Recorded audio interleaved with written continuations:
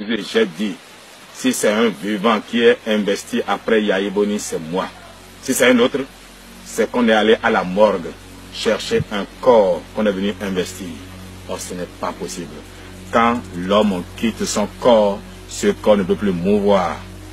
Et personne alors, ne s'assiera après Yahi Boni si ce n'est moi. Si c'est pas moi, eh bien il le pourrit dès qu'il s'est assis dans le fauteuil. Et on me fait encore une autre élection. Si ce n'est pas moi, il pourrit encore.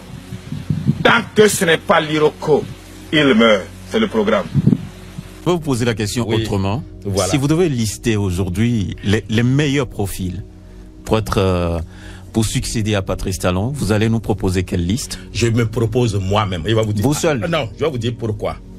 Pourquoi vous seul? Mais, c'est ça, je veux comprendre. Oui, allez-y. Je vais vous dire pourquoi. Allez-y rapidement pour qu'on puisse donner la parole aux auditeurs. Ce qui manque à notre pays, oui, c'est que les hommes politiques qui disent vouloir être président ne proposent rien. Olivier Bokor, c'est mon frère et ami. Et il sait que je serai content et heureux qu'il soit président. Mais qu'est-ce qu'Olivier me dit? S'il est président, qu'est-ce qu'il va faire pour les Béninois? Parce que quelques illuminés parcourent le Bénin disent qu'ils veulent Bokor là. Ça ne suffit pas. Bon, ceux qui disent Wadaï. Mais j'ai jamais entendu Wadaï dire voici comment je projette le Bénin. Si le Bénin m'était confié, voici ce que je ferais. J'en sais rien. Mais par rapport à lui, vous avez été un peu dur quand même. Vous dites que c'est un enfant. J'ai jamais dit ça. Ben, je suis plus âgé que lui. Ça fait des mois, non, des années que je dis. Dans votre allégorie, c'est ce que vous avez dit. Oui, mais ce n'est pas faux. Tout simplement parce que j'ai dit quoi. Oui. Et ça, je reste ferme sur ça. Hein. D'accord. Malheur au pays dont le roi ou bien le président est un enfant. Ça, c'est pas moi qui le dis, c'est la parole de Dieu qui le dit. Ecclésiaste 10, verset 16. D'accord. Maintenant, un enfant, si la nature et Dieu veut qu'il soit présent, s'il l'est, Dieu va le oindre de l'autorité de l'adulte pour qu'il gère bien. D'accord. Mais vous ne voulez quand même pas que moi, qui me prépare depuis des années à être président, que je vienne sur un plateau dire je veux Djokbenou, je veux... Et je vais vous faire une confidence.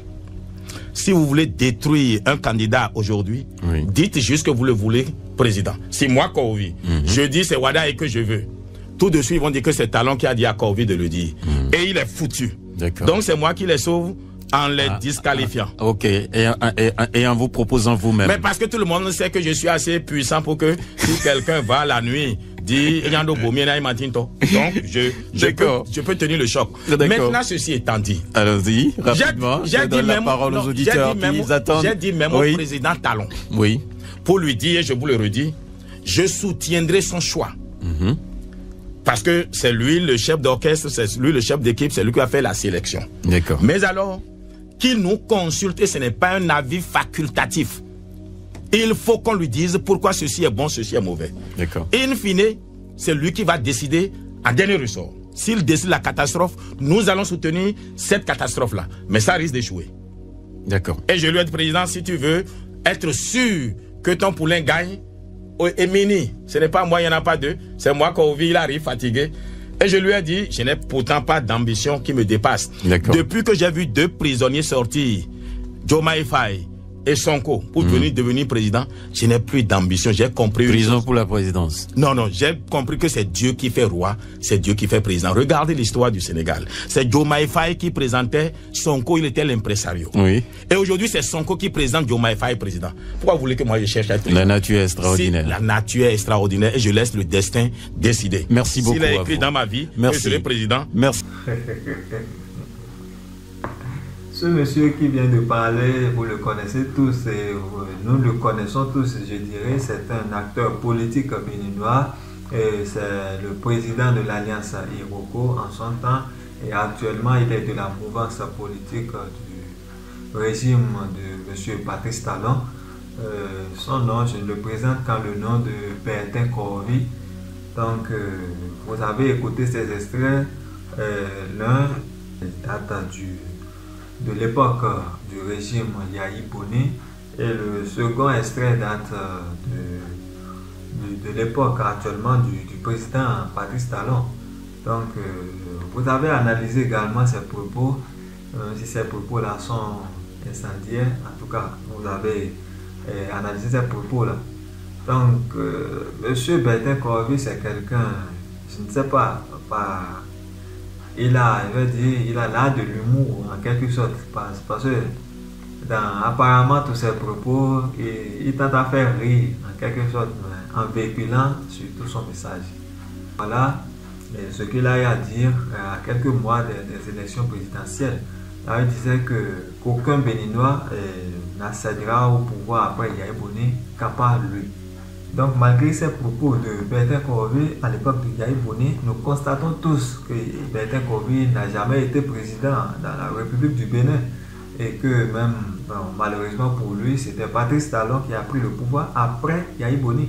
Et jusqu'actuellement, Patrice Talon a terminé son premier quinquennat et il est en train d'achever également son deuxième quinquennat au sein du peuple béninois. Mais Patrice Talon n'est pas mort. Est-ce qu'on va dire là qu'il prononce des propos irréalisables ou bien des propos qui ne vont jamais se réaliser ou pas? Je ne sais pas. Parce que c'est quelque chose qui est, je dis, d'habitude de ce monsieur. Parce qu'à l'époque, tout dernièrement, il a également fait une sortie à la chaîne Le Reporter, si je ne me trompe pas, là où il a également dit qu'après Patrice Talon, ce serait lui. Qu'après Patrice Talon, c'est lui qui est le candidat le mieux positionné pour prendre la tête du gouvernement béninois. En général, après Yaya Boni, ça doit être lui. Mais on a constaté que ce n'est pas lui.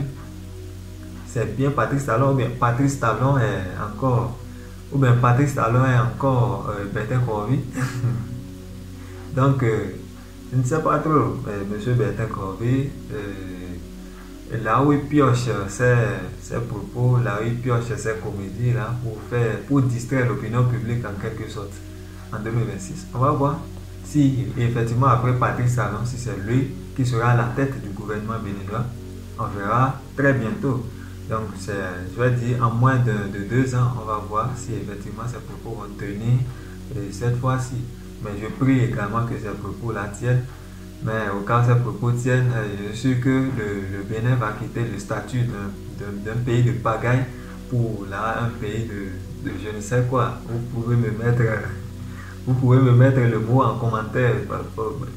Vous pouvez me mettre le mot en commentaire. Parce que le pays va quitter le statut de pays de pagaille.